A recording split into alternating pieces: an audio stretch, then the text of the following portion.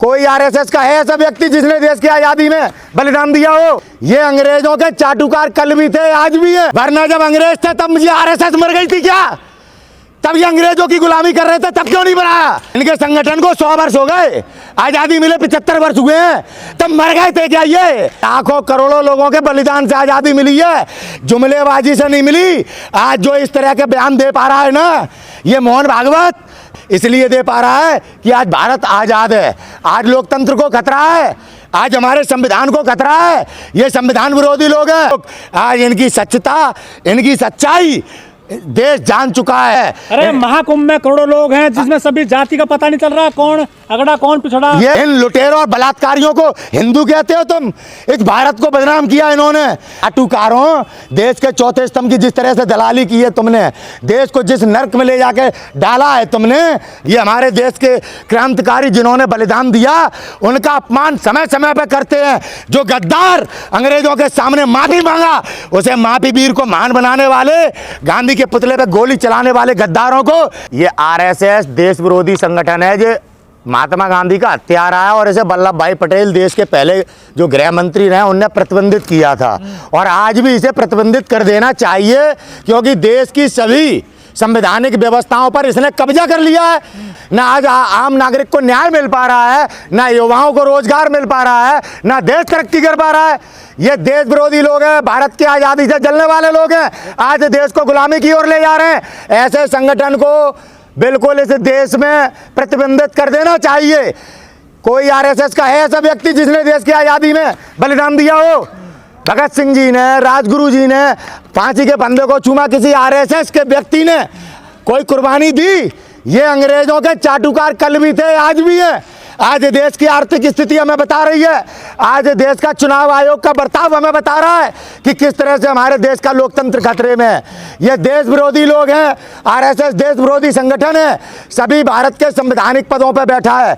बड़ा दुख है, इनकम टैक्स से अपनी सैलरी ले रहे हैं, वो आज भारत के संविधान का पालन नहीं कर पा रहे। राजनीतिक मिली थी हमको आजादी 1947 में, सांस्कृतिक आजादी तो तभी मिली है जब राम मंदिर बन गया। देखिए, राम मंदिर आजादी मिली तभी बन पाया, वरना जब अंग्रेज थे तब ये आरएसएस मर गई थी क्या?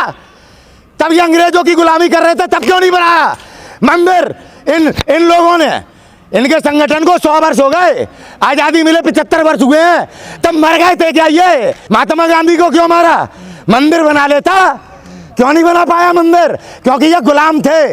मंदिर क्यों बना पाया? क्योंकि हम आजाद थे, हमें आज़ादी महात्मा गांधी ने दिलवाई, चंद्रशेखर आज़ाद ने दिलवाई, भगत सिंह जी ने दिलवाई, लाखों करोड़ों लोगों के बलिदान से आज़ादी मिली है, जुमलेबाजी से नहीं मिली। आज जो इस तरह के बयान दे पा रहा है ना, ये मोहन भागवत इसलिए दे पा रहा है कि आज भारत आज़ाद है, आज लोकतंत्र को खतरा है, आज हमारे संविधान को खतरा है। ये संविधान विरोधी लोग हैं, समय समय पर अपना देशद्रोह सामने लाते रहते हैं। आज अगर भारत की जनता ने अपने बाबा भीमराव अम्बेडकर के संविधान को बचाने के लिए अपने वोट का उपयोग नहीं किया, लालच में मतदान किया, तो राजधानी हार जाओगे, और राजधानी हारने का मतलब आप निकट हैं गुलामी के। याद रखना, राजधानी फतेह तो पूरा देश फतेह, इस बात को याद रखना, गुमराह मत हो। जब देश की लड़ाई लड़ी जा रही तो आजादी में आरएसएस का योगदान क्यों नहीं रहा? आरएसएस पीछे क्यों रहा? आखिर क्या वजह थी? कभी बताएगा ही नहीं है, उल्टी सीधी बातें करके देश को गुमराह करता है। आजादी में इसका कोई योगदान ही नहीं। ये तो सुभाष चंद्र बोस को कैसे पकड़े, कैसे भगत सिंह जी को फांसी हो, उनमें इन लोगों की चाटुकरताई चल रही थी। इन देश के गद्दारों का आजादी में कहीं योगदान ही नहीं है। आज ठाकुरों को बना दिया इनने, पंडितों को बना दिया इनने। आज ठाकुर और पंडित इस आरएसएस के गुलाम बने पड़े हैं, तभी तो आज देश की आर्थिक स्थिति क्या है। पहले कंगना भी कहती थी कि 2014 में आजादी मिली है, क्या है ये? अरे ये गुलाम है। अब इसे भारतीय जनता पार्टी में नेपोटिज्म नहीं देख रहा।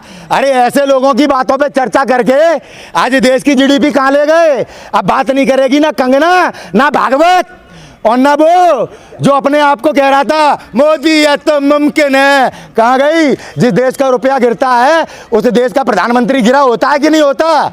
बोल रहे थे ना मोदी महान है, अब नहीं महान बोलेंगे कुछ।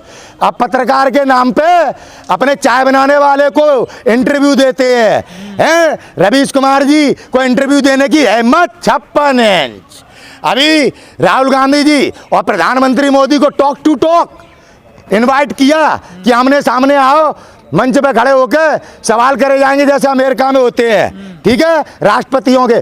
डरा हुआ प्रधानमंत्री, पर बीजेपी तो राहुल गांधी नहीं आ रहा। कि ये देश से लड़ने की बात कर रहे हैं। कौन? आप इस तरह की बातों को करके जनता को गुमराह मत करो।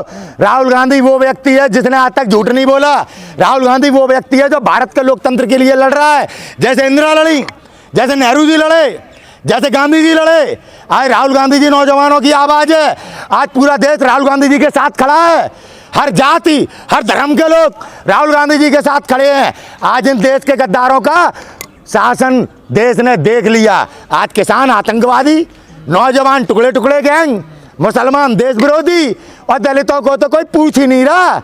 दलितों को तो किस प्रकार से प्रताड़ित करते, कहीं मुंह में टॉयलेट, कहीं घोड़े पर नहीं बैठने देंगे, कहीं उसको टकला कर देंगे। ये परिस्थितियां हैं। किस तरीके से हाथरस में बेटी के साथ बलात्कार हुआ। अरे बलात्कारियों को माला पहनाते हैं।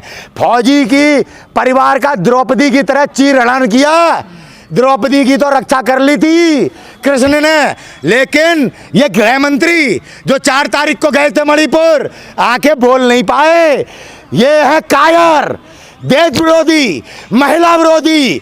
इनकी सच्चाई देश जान चुका है। जब तक तोड़ेंगे नहीं तब तक छोड़ेंगे नहीं। अरे महाकुंभ में करोड़ों लोग पहुंच गए। महाकुंभ में दलाली चल रही है। देश की जनता का पैसा खर्च करके अंग्रेजों वाला कर वसूला जा रहा है। वहां पे पैसा वसूली चल रही है, जैसे राम मंदिर के नाम पे चंदा वसूली की थी गुंडागर्दी से। आज सभी देश के मंदिरों पे इसी आरएसएस का कब्जा है। धर्म के नाम पर पाखंड करते हैं ये लोग। आज इनकी सच्चता, इनकी सच्चाई देश जान चुका है। ये सनातन धर्म विरोधी है, ये संविधान विरोधी है, ये देश विरोधी है। इनने हिंदू मुसलमान को लड़ाया है, इनने ऊंच नीच करके हमें जातियों में लड़ाया है। अरे महाकुंभ में करोड़ों लोग हैं जिसमें सभी जाति का पता नहीं चल रहा, कौन अगड़ा कौन पिछड़ा। ये तमाचा है इन गद्दारों के मुंह पे जो कहते हैं बटोगे तो कटोगे। बताओ 40 करोड़ में कौन है, कौन सी जाति नहीं है, कौन सा धर्म नहीं है, बताओ। पूरा देश एक है। ये तमाचा इन चंगियों के मुंह में। कुंभ में जाने वाली जनसंख्या सभी जाति के लोग, सभी धर्म के लोग हैं कुंभ में। याद रखना, आने वाला समय झेल नहीं पाओगे, झेल नहीं पाओगे। शक्ति का दुरुपयोग, संविधान की शक्ति का दुरुपयोग करने वालों को ये जनता बताएगी, जनता। याद रखना इस बात को। राहुल गांधी भी तो कह रहे हैं ना कि आरएसएस ने सारी संस्थाओं को कैप्चर कर लिया है। देखिए सत्य कह रहे हैं, पूरा देश जानता है।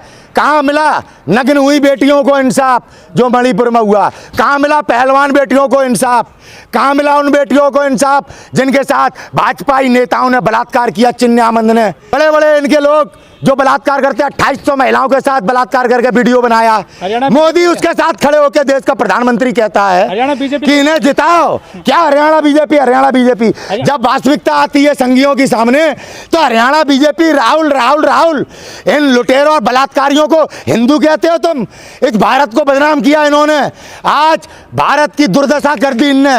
आज दुनिया का कोई देश भारत के प्रधानमंत्री को नहीं पूछ रहा। इन्विटेशन नहीं आया, आज ट्रंप ने इन्विटेशन नहीं दिया। नहीं भौंक रहे तुम लोग चाटुकारों? देश के चौथे स्तंभ की जिस तरह से दलाली की है तुमने, देश को जिस नर्क में ले जाके डाला है तुमने, राहुल को बदनाम कर करके, ठीक है, क्या मिला?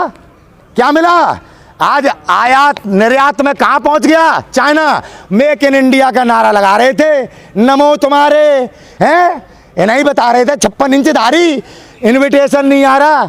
कहाँ है make in India?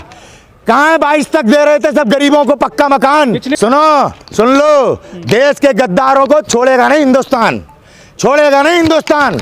Mohan Bhagwat संविधान विरोधी है।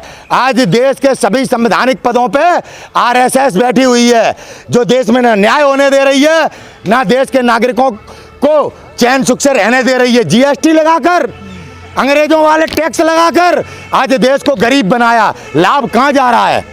कौड़ियों के भाव में देश नीलाम हो रहा है। तुम आजाद हो या नहीं हो? अभी हम आजाद थे, आजाद हैं। 1947 में बापू ने देश आजाद करवाया, चंद्रशेखर आजाद ने देश आजाद करवाया, सुभाष चंद्र बोस ने देश आजाद करवाया। ये हमारे देश के क्रांतिकारी जिन्होंने बलिदान दिया, उनका अपमान समय समय पर करते हैं।